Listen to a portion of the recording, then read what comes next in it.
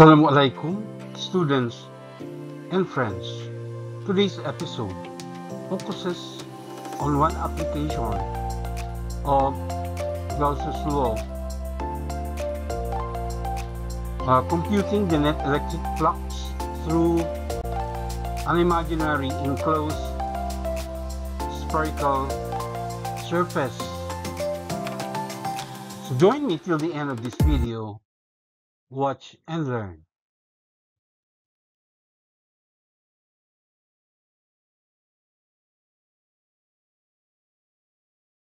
The question is, an imaginary spherical surface of radius 5.00 centimeters is centered on the point x equals 0, y equals 0, z equals 0.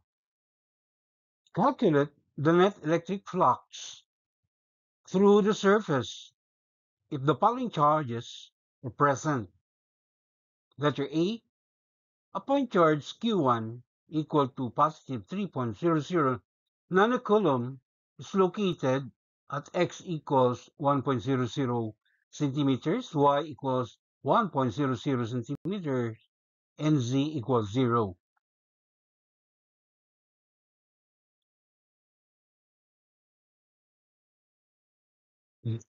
Case letter B.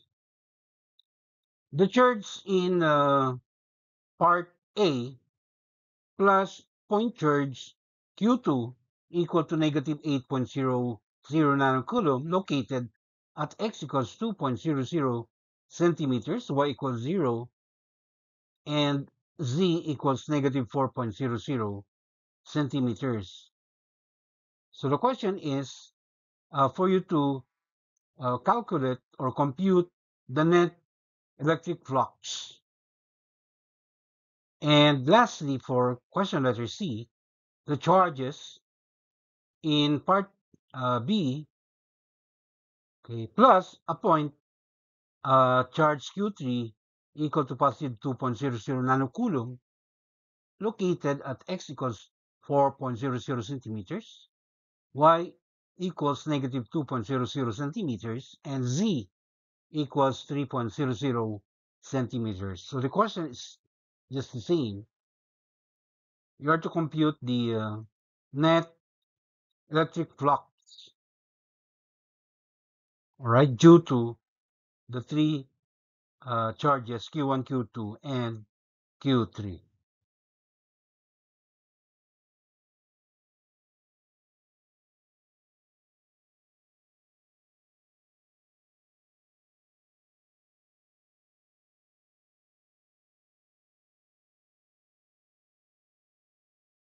The imaginary spherical surface of radius 5.00 centimeters is centered on the origin of the x, y, and z axis.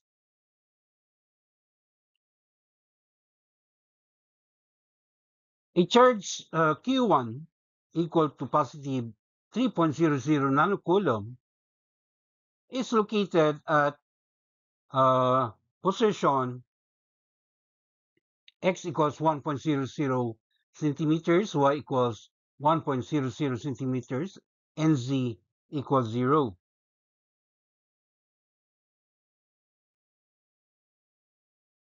So,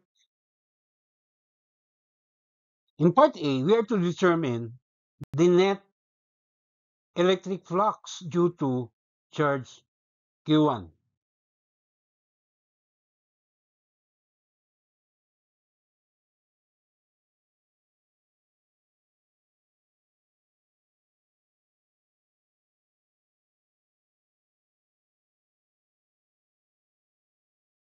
In part B, an added charge Q2 equal to negative 8.00 nanocoulomb, okay, which is located at uh, x equals 2.00 centimeters, y equals 0, and z equals negative 4.00 centimeters. Okay, so our target variable is still the same. Okay, the net electric flux, okay, enclosed by the imaginary spherical surface, right, which encloses both charges, positive Q1 and negative Q2.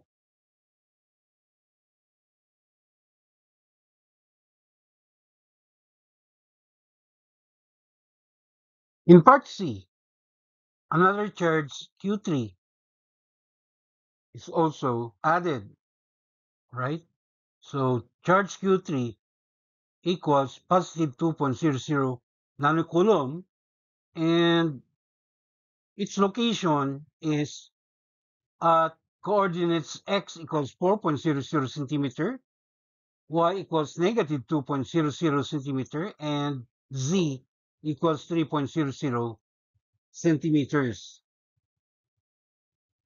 So the target variable is still the net electric flux through the imaginary surface, okay, which encloses uh, both positive Q1, negative Q2, and possibly positive Q3.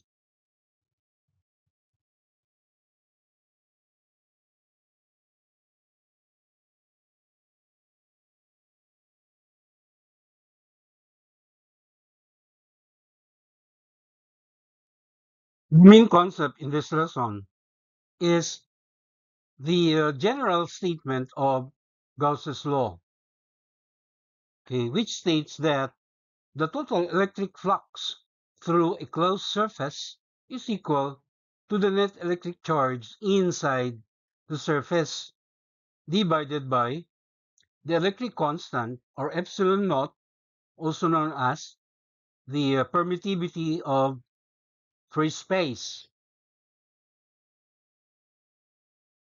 In equation form, it is written as, all right, the Greek letter phi sub E net is just equal to big Q, which represents the charge that is enclosed, all right, by a Gaussian surface, and then divided by epsilon naught. If a closed surface is curved, calculating the net electric flux through the surface requires integrating the normal component of the electric field over the entire surface.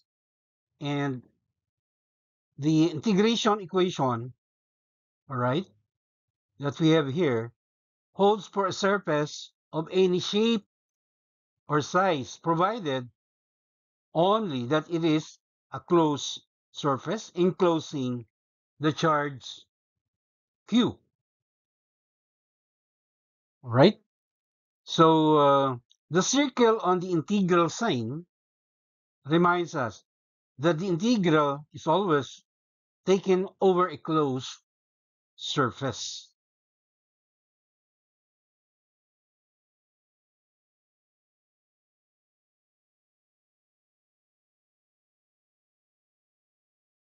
Moving on to our solutions, we recall the conceptual meaning of electric flux, denoted by Greek letter phi sub E,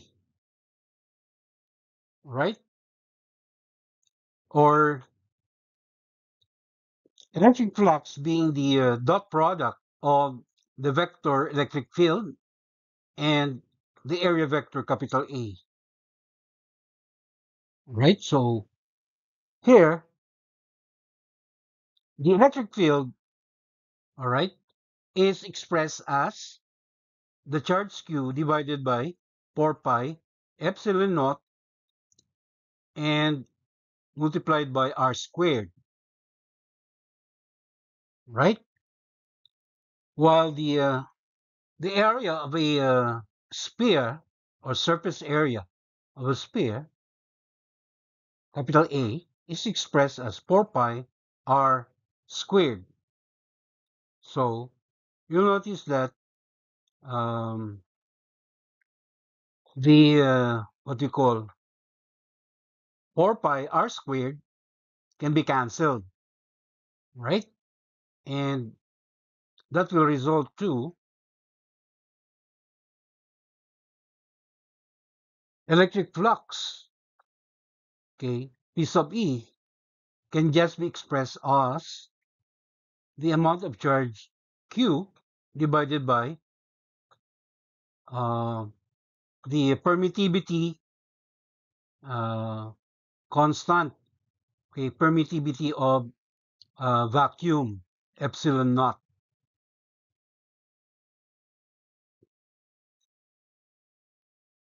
So we start computing the net electric flux, all right, through the imaginary surface, all right, or Gaussian surface that encloses the point charge positive Q1. So using this formula, right, we just divide the given charge Q1, which is positive 3.00 raised to the negative 9 power coulomb, and then divided by the value of epsilon naught, 8.85 raised to the negative 12 coulomb squared per Newton meter squared. So doing our math, we get the value of P sub E, or the net electric flux, all right, through the imaginary Gaussian surface, okay, that encloses the point charge Q1. It is equal to positive 339 Newton meter squared per coulomb in three significant figures, right? So the positive sign here simply suggests that um, the direction of the electric field lines through the given imaginary closed surface, right, is outward or away from the imaginary surface.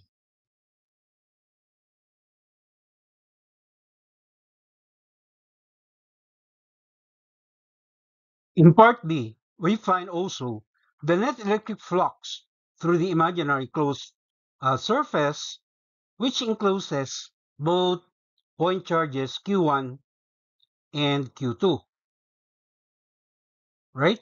So we will first verify that the point charge Q2 is really enclosed inside the imaginary spherical surface, all right, by getting the value of its position, R2, right?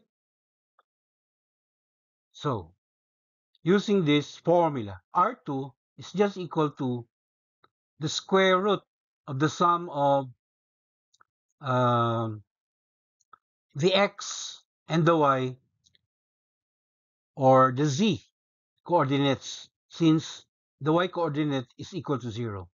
That is, r sub 2 is equal to square root of 2.00 centimeters, that will be squared, plus negative 4.00 centimeters, that will also be squared. So when we do our math, we find the value of R2, right?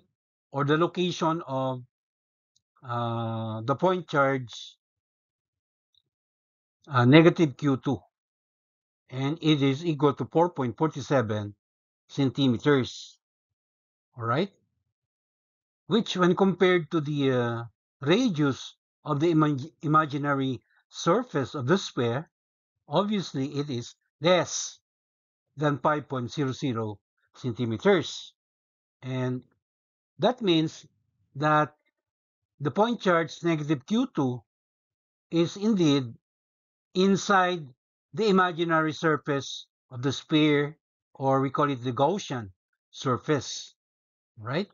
So we can determine the net electric flux through the imaginary surface, which encloses both point charges positive Q1 and negative Q2, right? And that is simply, but before that, right, we have to determine, of course, the electric flux, right, due to the point charge negative Q2. So we simply uh, use the Gaussian formula. That is negative 8.00 raised to the negative 9 coulomb. That's the value of the point charge. Then divided by epsilon naught, or the electric constant, 8.85 times 10 to the negative 12 coulomb squared per Newton meter squared. So when you do our math, all right, we get the value of the electric flux, okay, due to the point charge negative Q2, which is equal to negative 904 Newton meter squared per coulomb, also in three significant figures. Again, the direction of the electric field lines, okay, is, since it is negative, the direction of the electric field lines are towards or going into the point charge negative Q2.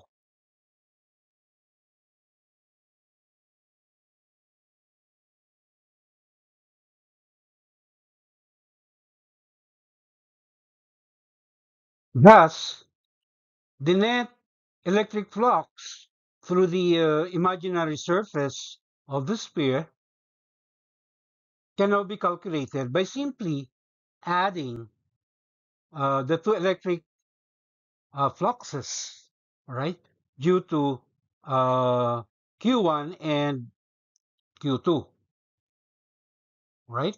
So we just vectorially add positive 339 Newton meter squared per coulomb with negative 904 Newton meter squared per coulomb. So we get the net electric flux through the Gaussian surface, okay, equal to negative 565 Newton meter squared per coulomb, also in three significant figures. And the sign here is negative, all right, suggesting that um, the direction of the net electric fields is indeed towards the Gaussian surface, all right, or into, all right, into the Q1, into Q1 and Q2, all right. That's the direction of the electric field lines.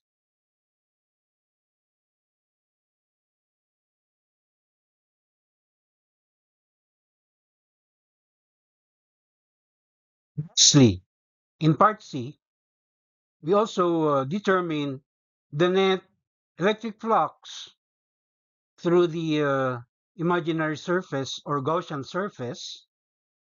All right. This time there is an additional point charge Q3. All right, which is located at x, y, and z coordinates 4.00 centimeters, negative 2.00 centimeters, and 3.00 centimeters, respectively. So we need to determine the location of the point charge Q3, all right, because we want to be sure that this third point charge Q3 is indeed enclosed by the imaginary surface, right? So using again the formula, square root of the x coordinate or the square of 4.00 centimeters plus the square of the y coordinate negative 2.00 centimeters plus of course the square of the z coordinate, all right, 3.00 centimeters. So when we do our math, we find the position of the point charge Q3, all right, relative to the origin of the x, y, and z axis. And that is equal to 5 point or positive 5.39 centimeters, which obviously is greater than the radius of our defined Gaussian surface, right? Whose radius, of course, is given as 5.00 centimeters. So in other words, to determine the net electric flux through the imaginary Gaussian surface, all right, we only include the 2-point charges Q1 and Q2, all right? We don't include the point charge Q3 because it is not enclosed by the defined Gaussian surface. So in other words, all right, the net electric flux passing through or perpendicular to the defined imaginary Gaussian surface, okay, is just equal to what we got in part B. All right. All right. So the net electric flux, okay, that we got in part B is equal to negative 565 Newton meter squared per coulomb. And this is also the answer to the question in part C. Right? Notice that it is also, or it has a negative sign suggesting that the direction of the electric field lines is that it is inward or towards uh, the imaginary surface, right? Which encloses both point charges Q1 and Q2. And that concludes our tutorial. Till the next episode, mabuhay. MashaAllah.